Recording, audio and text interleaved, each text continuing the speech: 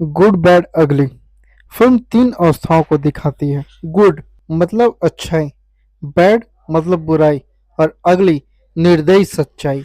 यह एक ऐसे आदमी की कहानी है जो खुद को अच्छा मानता है, परिस्थितियों से मजबूर होकर बुरा बनता है और अंत में ऐसा फैसला लेता है जो उसे समाज के लिए सबसे बड़ा खतरा बना देता है। अर्जुन का अच्छा रूप, अर्जुन का ईमानदार जीवन।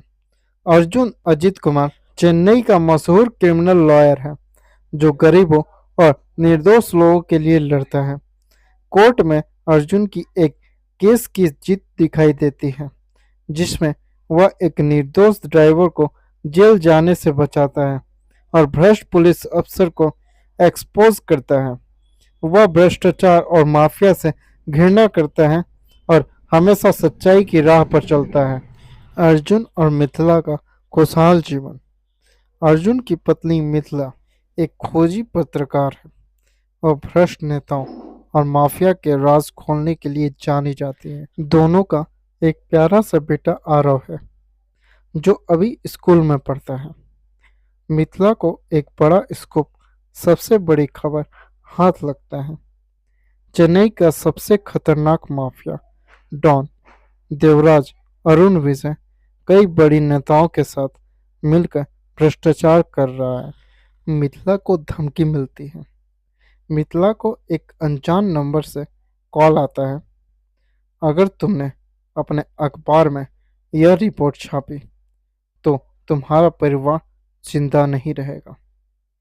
अर्जुन उसे केस को छोड़ने के लिए कहता है, लेकिन मिथिला जवाब देती है, अगर हमने सच बोलना छोड़ दिया तो सिस्टम कभी नहीं बदलेगा। अर्जुन की बर्बादी तब होती है जब मिथिला पर हमला होता है। मिथिला एक दिन ऑफिस से लौट रही होती है, तभी देवराज के लोग उसे घेर लेते हैं। अर्जुन जैसे ही उसे बचाने आता है, देवराज खुद सामने आता है और कहता है, अब तू सिर्फ एक वकील नहीं, मेरा दुश्मन है।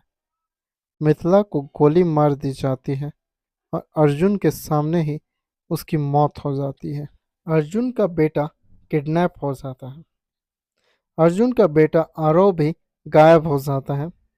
पुलिस से मदद मांगने पर वे अर्जुन को ही गिरफ्तार कर लेते हैं।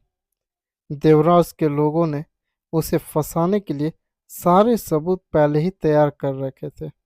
जेल में अर्जुन को फर्जी मर्डर केस में फंसा दिया जाता है और उसे आजीवन कारावास की सजा सुना दी जाती है। जब वह कोर्ट में बोलने की कोशिश करता है तो जज उसे चुप करा देता है। अब तुम्हारे सच की कोई कीमत नहीं अर्जुन। देवराज विजयी मुस्कान के साथ वहां से चला जाता है। अर्जुन का जेल में नया जन्म होता है। जेल की यातना। जेल में अर्जुन पर लगातार अत्याचार होते हैं।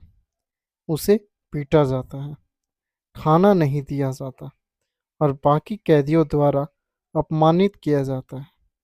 वहां उसकी मुलाकात शिवा नाम के एक पुराने गैंगस्टर से होती है जो कभी देवराज के गैंग में था। अर्जुन का ट्रांसफॉर्मेशन होता है। शिवा उसे सिखाता है कि अगर दुनिया तुझे बर्बाद कर चुकी है तो अब तू खुद अपनी किस्मत लिख। अर्जुन मार्शल आर्ट, हथियार चलाने और गैंगस्टर की सोच को समझने की ट्रेनिंग लेने लगता है। अब अर्जुन एक नया इंसान बन चुका है, कानून और अपराध दोनों से ऊपर। अर्जुन का बदला। अगली अवतार पूरी तरह जागता है। अर्जुन की रिहाई होती है और बदले की शुरुआत भी होती है। 7 साल बाद अर्जुन को अच्छे आचरण की वजह से जेल से छोड़ दिया जाता है, लेकिन अब वह अर्जुन नहीं बल्कि शंकर के नाम से जाना जाता है। देवराज पर पहला वार। अर्जुन देवराज की गैंग में शामिल होने की योजना बनाता है। वह धीरे धीरे गैंग के अंदर घुसकर देवराज के सबसे वफादार लोगों को खत्म करना शुरू करता है। पुलिस भी अर्जुन को रोकने में नाकाम रहती है। अर्जुन बनाम देवराज। फाइनल बैटल में अर्जुन और देवराज के बीच खतरनाक हथियारों से लैस फाइट होती है। तू अब भी वही अर्जुन है ना, जो कानून पर भरोसा करता था? देवराज हंसता है। अर्जुन जवाब देता है, अब कानून मैं हूँ। अर्जुन देवराज को मार देता है।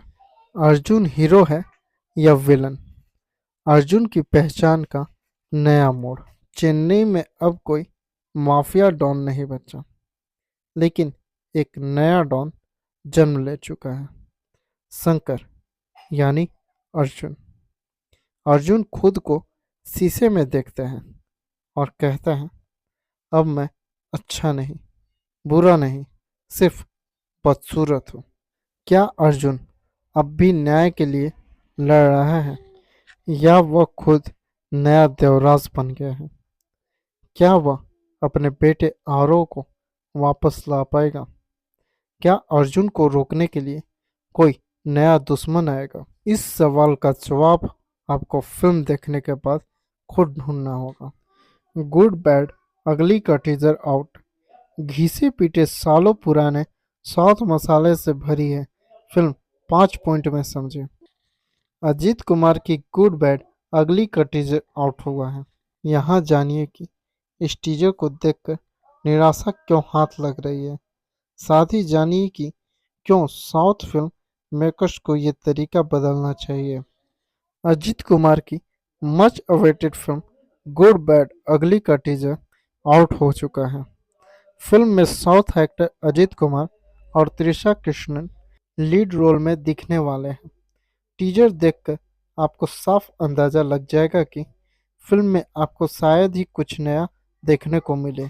हाल ही में विद्या मुआर्जी लेकर आए अजीत कुमार को बॉक्स ऑफिस पर निराशा हाथ लगी। फिल्म कुछ खास कलेक्शन नहीं कर पाई। अब गुड बैड अगली का टीजर देखकर भी कुछ खास तो दिख नहीं रहा है कि फिल्म कुछ अलग कमाल करेगी।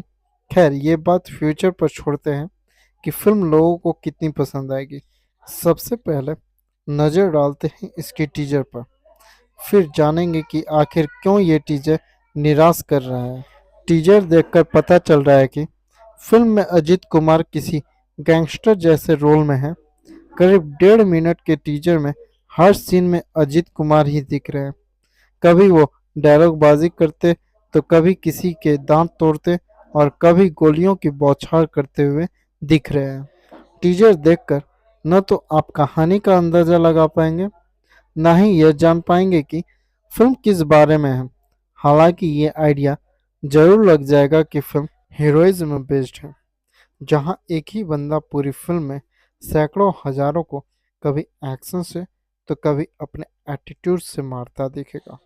टीजर देखकर मच अवेटेड कहना गलत लग रहा है, क्योंकि इसमें कुछ भी ऐसा नहीं दिखा जिसके लिए ऑडियंस इसका वेट कर रही हो। फिल्म में साउथ सिनेमा के प्योर मसाला वजन की महक आ रही है। यहाँ समझते हैं कि फिल्म क्यों हताश कर रही है। सबसे पहले अजीत कुमार पर नज़र डालेंगे तो पाएंगे कि फिल्म में वही सब करते दिखे हैं जो बाकी के साउथ एक्टर्स और वो खुद अपनी पुरानी एक्शन फिल्मों में करते दिखे, यानी एक्टिंग के बजाय एक्टिंग का दिखावा। डायलॉग बोलने के लिए एक्सप्रेशन को चेहरे पर ऐसे हावी करते हैं कि डायलॉग की आत्मा मर जाती है और सिर्फ चेहरे के हाव भाव याद रह जाते हैं।